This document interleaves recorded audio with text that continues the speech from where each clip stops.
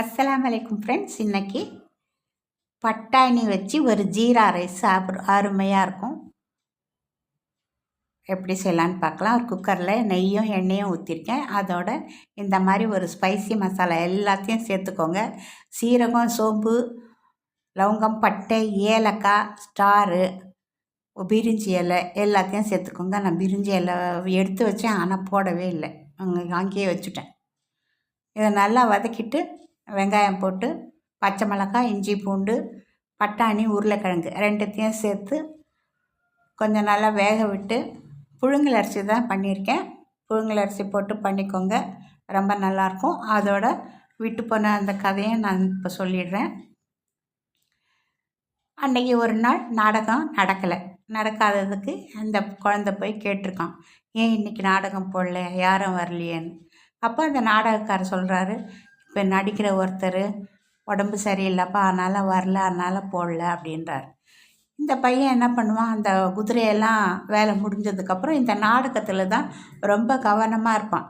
இந்த பேசுகிற வசனங்கள், அங்கே நடிக்கிறது அவன் கேட்க தான் முடியும், ஆனால் பார்க்க முடியாது. அவன் வெளியில் தானே இருக்கான், பார்க்க முடியாது. ஆனால் அவனே நினச்சிப்பான், இந்த இடத்துல இந்த மாதிரி பேசினா நல்லா இருக்குமே, இவங்க இப்படி பேசியிருக்கிறாங்களே, சரி நமக்கு எதுக்கு அவங்க நாடகம் அவங்கக்கிட்ட அப்படின்னு இதெல்லாம் மனசில் நினச்சிக்கிட்டே இருப்பான். இன்றைக்கி என்ன அவன் சொன்னான், நான் கேட்டிருக்கேன் இந்த நாடகத்தெல்லாம், அவங்க உங்களுக்கு ஆட்சேபணம் இல்லைன்னா நான் உங்களுக்கு பண்ணி காட்டட்டுமா, அந்த மாதிரி சொல்லியிருக்கான். இப்போ இவர் வந்து நபர் இப்போ நல்லா நடிக்கிறவங்களே பண்ண மாட்டேன்றாங்க, நீ குதிரை மேய்க்கிறவன் உனக்கு என்னப்பா தெரியும் அப்படின்னு சொல்லி அவர் சொல்கிறாரு. இல்லை சும்மா பாருங்கள், உங்களுக்கு பிடிச்சிருந்தா செய்யலாம் அப்படின்னு சொல்லி. சரி நான் சரி பார்க்குறேன் அப்படின்னு சொல்லி சொல்கிறார். அவனும் செய்கிறான். இந்த நாடகத்தில் ஒரு காட்சி எடுத்து அதே மாதிரி நடித்து காட்டுறான். காட்டி அவர்கிட்ட என்ன சொல்கிறான், நீங்கள் இந்த மாதிரி வசனம் இதில் வச்சுருக்கீங்க, இதை மாற்றி நான் ஒரு வசனம் போட்டிருக்கேன், அது சரியாக இருக்கான்னு பாருங்கள். அவன் சொந்தமாக ஒரு வசனத்தை க்ரியேட் பண்ணி வச்சுருப்பான்ல, அதை சொன்ன உடனே அந்த நாடகக்காருக்கு ரொம்ப சந்தோஷமாயிடுச்சு. அப்படியேப்பா, நாங்கள் கூட இந்த மாதிரி யோசிக்கலையே, நீ நல்லா யோசிச்சு வச்சுருக்கியே, சரி நீ நாளைக்கு வா, நாளைக்கு உன்னை வச்சு நாடகம் நடத்திடலாம் அப்படின்னு சொல்லிட்டு நாளைக்கு வந்து அவரை வச்சு அந்த நாடகத்தை நடத்துகிறாங்க. அந்த நாடகம் நடத்தினா அது இவ்வளோ நாள் இல்லாமல் அவ்வளோ அமோகமான வரவேற்பு, கைத்தட்ட, ஒரே பாராட்டு எல்லாமே வந்துடுச்சு. அது வந்தோடனே ரொம்ப சந்தோஷம், நாடகக்காருக்கும் சந்தோஷம், இந்த பையனுக்கும் சந்தோஷம், ரொம்ப நல்லா இருந்துச்சு. ஆனால் நிறைய பணமும் கிடச்சிச்சு. அதான் நம்ம ஏதாவது ஒரு அடி எடுத்து வச்சோம்னா நமக்கு பின்னால் ஒரு முழம் சறுக்குமே, அதே மாதிரி தான் எல்லாருக்குமே.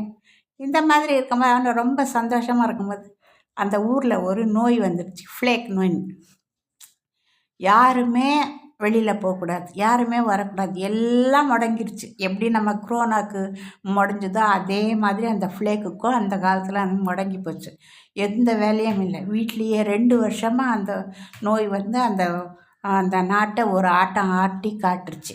அப்போ இந்த பையன் என்ன பண்ணிச்சு, அந்த 2 வருஷத்தில் அவருக்கு என்னன்னா தெரியுமோ, ஒரு 2 வருஷம் கேப் கிடச்சிருக்கு, இதில் ஒரு நல்ல வேலை பண்ணிக்கலான்னு இருக்கிற அவர் கற்பனையில் இருந்த எல்லாத்தையும் போட்டு போட்டு போட்டு போட்டு நாடகமாக எழுதி தள்ளி இலக்கியத்தை அப்படி ஒரு தண்ணியாக கரைச்சி விட்டார் பாருங்க, அந்த மாதிரி விட்டார்.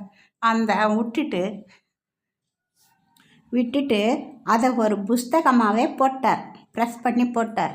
அந்த புத்தகங்களாம் அந்த மாதிரி போச்சு, ரொம்ப ரொம்ப ஃபேவரட் ஆகிடுச்சி, ரொம்ப ரொம்ப நல்லா இருந்தது. அதுலேருந்து அவரோட வாழ்க்கை வேறு திசையாக மாறிடுச்சு. இப்போ அந்த குதிரை எல்லாத்தையும் வேறு யார்த்தையும் விட்டுட்டு இவர் இந்த இலக்கிய நாடகத்திலே எப்படி இறங்கி ரொம்ப பேர் பெற்று ரொம்ப புகழ் பெற்று ரொம்ப ரொம்ப நல்லா ஒரு படிக்காத ஒரு குழந்த, ஸ்கூலுக்கு போகாத ஒரு குழந்த, குதிரை ஓட்டின ஒரு குழந்த இவ்வளோ பெரிய ஆளாக வந்துச்சு பாருங்கள். அது ரொம்ப பெருமைப்பட வேண்டிய விஷயம் தானே. அவர் யார் தெரியுமா, அவர் தான் எல்லாத்துக்கும் இந்த 60-70 கிட்ஸுக்கெல்லாம் தெரிஞ்சிருக்கும். அவர் தான் வில்லியம் ஷேக்ஸ்பியர். ரொம்ப நல்ல நாடக ஆசிரியர். அவர் நிறைய பண்ணியிருக்காரு, ஜூலியட் சீசர், இந்த மாதிரி நிறைய நாடகங்கள்லாம் அவர் போட்டிருக்கிறார். நாடகங்கள்லாம் ரொம்ப பேர் பெற்றது. அவர் வந்து கிடைச்ச சந்தர்ப்பத்தை நல்லா பயன்படுத்தி வாழ்க்கையில் ஒரு நல்ல இடத்துக்கு வந்தார். அதுதான் அவரோட கதையில் இருந்த